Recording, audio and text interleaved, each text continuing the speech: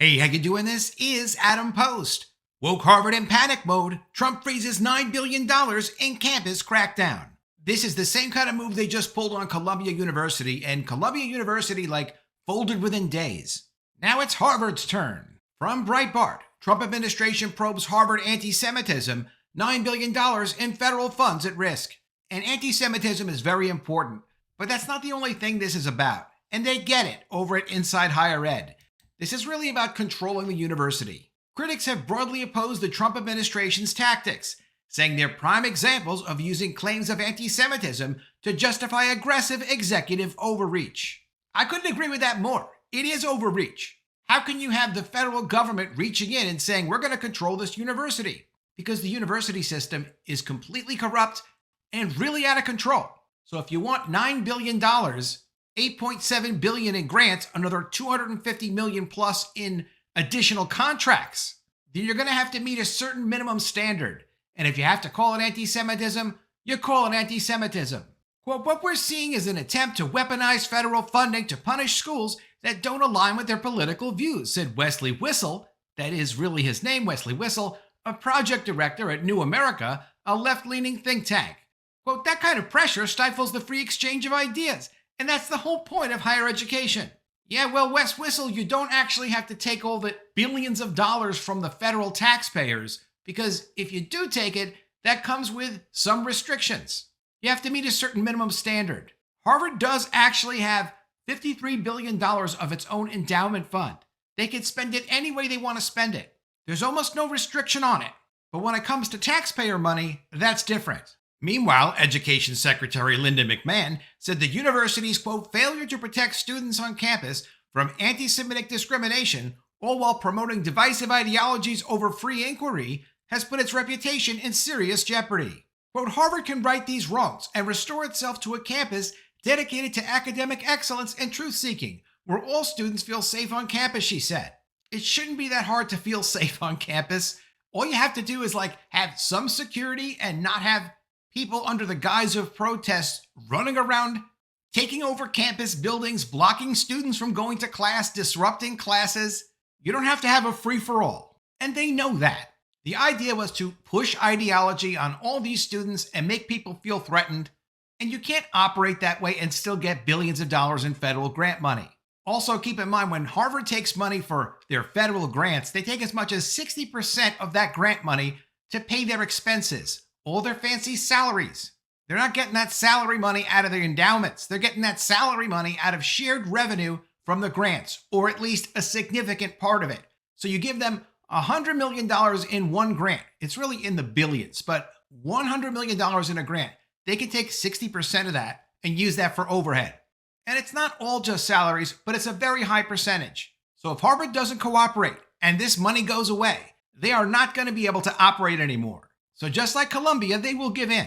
Coming from Bloomberg, Harvard threatened by Trump with $9 billion of funding at risk. And that's for 1 year of funding.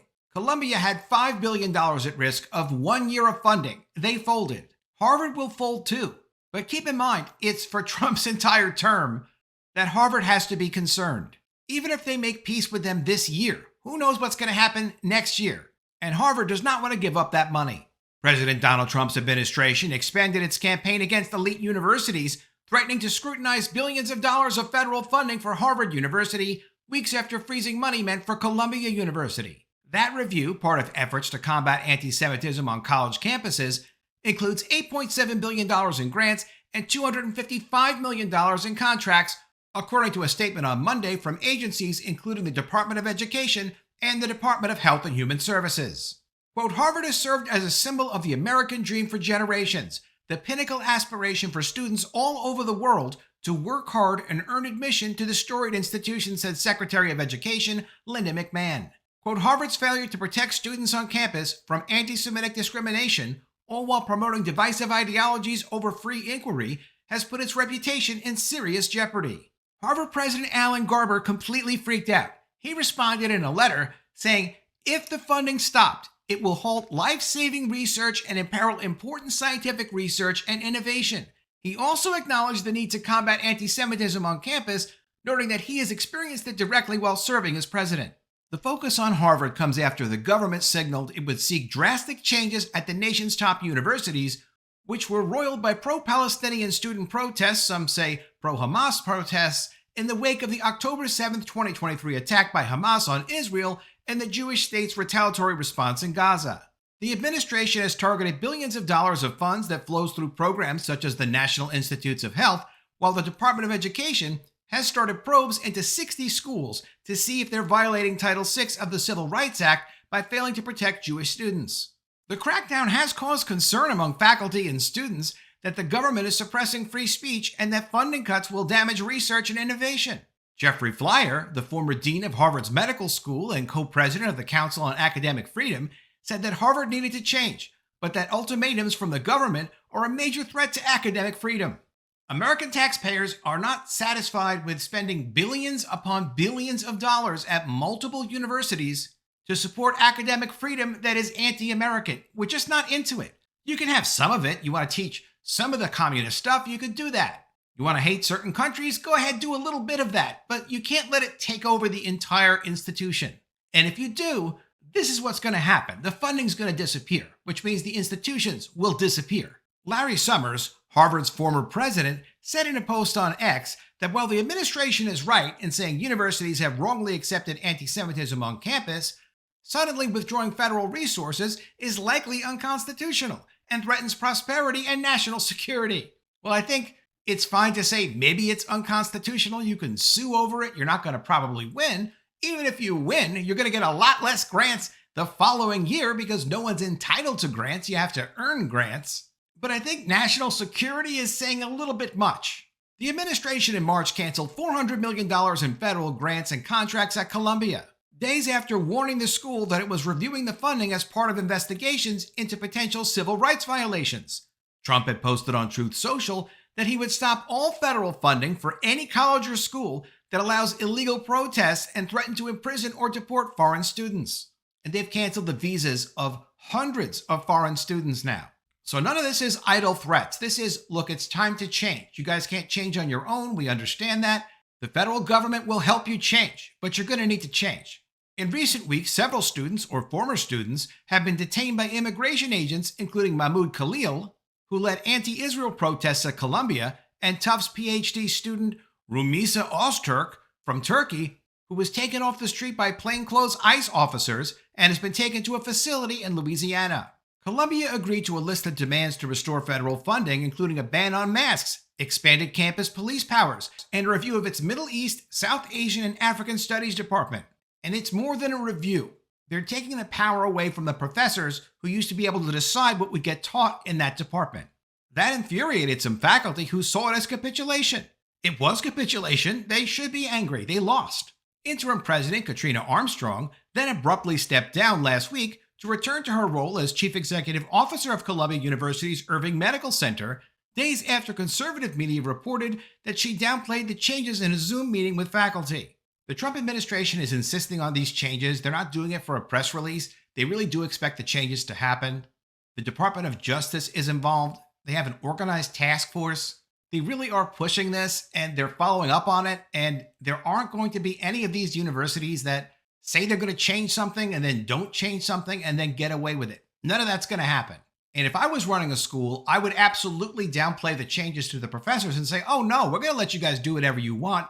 Don't worry about it. Everything's going to be fine, because all they can do really is quit or protest. But they don't bring in money. They don't bring in students. All they do is essentially bring trouble that cause the federal government to threaten their funding. So you can tell professors what they want to hear, and I'm sure that's what she was doing. Universities have also faced financial threats over their diversity, equity, and inclusion programs, while the administration froze $175 million in funding to the University of Pennsylvania, citing policies allowing transgender athletes to compete in women's sports. That spurred a scramble to cut DEI programs, fire some employees, and take a harder line on protests. Harvard has long been a target of conservatives distrustful of its apparently liberal-leaning biases. They are liberal-leaning. But its troubles escalated almost immediately after the October 7th attacks, when its newly installed president, Claudine Gay, was widely slammed for being slow to distance the school from students groups who blamed the Hamas offensive solely on Israel.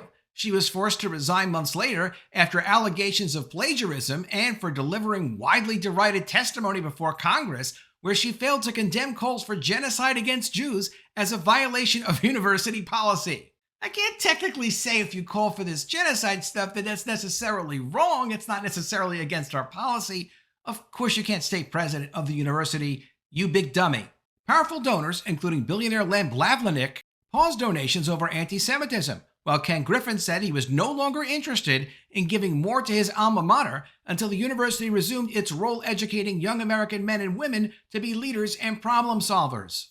Ken Griffin is another billionaire. Cash gifts fell 15% to less than $1.2 billion during the fiscal year ended June 30th, according to Harvard's financial report. Garber, a physician and economist who replaced Gay, has worked to address the controversies.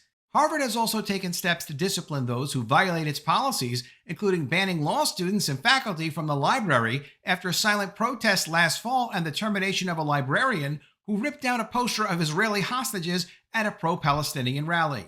The Harvard Crimson reported that the faculty leaders of the Center for Middle Eastern Studies, Professor of Turkish Studies Semel Kadafar and History Professor Rosie Bashir, are being forced to leave their posts. The center has been criticized for programming that has been called anti-Semitic. I don't know the programming, but yeah, it probably was. That came days after Harvard said in a university publication that its School of Public Health had suspended a partnership it has with Birzeit University in the West Bank while it undergoes a review that began last summer. We'll look a little bit more at that story as well. I'm not quite sure what's up with that. Who are you partnering with and giving money and resources to in the West Bank, Harvard? What is this? They really are using federal taxpayers' money, so let's be aware of what they're doing with money that gets mixed up with federal taxpayer money. Harvard, the wealthiest college in the U.S., with a $53 billion endowment, said in March it would freeze faculty and staff hiring to preserve financial flexibility until leaders better understand how changes in federal policy will take shape and can assess the scale of their impact. They know their money's under threat with the current administration. The administration doesn't like what these guys are up to, so they froze hiring. That makes sense. What are they exactly doing in the West Bank? From the Harvard Crimson, Harvard must exercise caution before cutting ties with Birzeit. I don't want to go too far out on a limb here, but if on their own Harvard decided, you know what, maybe we have to stop this relationship with Birzeit University, that tells you something funny must have been going on. It's not like the federal government said, hey, you better cut this out. This is before the federal government started messing with their money. Harvard's recent pausing of ties with Birzeit University risks weakening Palestinian scholarship at a critical moment. Go on. Last week, the Harvard University of Public Health suspended its research partnership with Birzeit University, the largest university in the West Bank, after the partnership came under fire. The importance of an impartial review, untainted by external pressures, is underscored by the precarity of the state of Palestinian scholarship. In the West Bank, the Israeli military has detained college students and forced universities online amidst airstrikes and raids. In Gaza, Israel's attacks have destroyed every single university, leading United Nations experts to warn of scholasticide. Never heard of scholasticide before? Me either. That's, I guess, when you kill all the schools. As Palestinian universities are demolished and destabilized, scholarly partnerships like the one that Harvard held with Birzeit became critical. Restrictions on scholarship on Palestine have made their way to academia too. At Columbia, the Trump administration placed the Department of Middle Eastern, South Asian, and African Studies, along with its Center for Palestine Studies, under tight scrutiny. The Palestine program, a program that sees frequent collaboration between Harvard and Birzeit researchers, studies the socioeconomic factors affecting the health of Palestinians in Israel, the occupied territories, and the diaspora. Its publications are either academic in nature or healthcare-oriented and do not appear to glorify or voice support for Hamas. Well, that's nice. As the conflict rages on, to remove the institutional seal of support for an academic endeavor would be a grave affront to scholasticism. You know, there's a tendency that if you want money from someone, you have to do something to get it. You have to earn it in some way, at least impress them. A grant has to be earned. A contract has to be earned. There's no entitlement for it just because you're an artist, or just because you want to create something, or just because you consider yourself scholarly. If there's concerns over ties with one department and a terrorist organization, that's going to cause a problem for the university. So they need to make some quick decisions about how they're going to go ahead and agree with what the administration wants to do and prove that they're worthy of grants, prove that they're worthy of contracts. Because if they can't even continue to get donations and a lot of people are cutting back on giving Harvard donations, it tells you something is seriously wrong with the university.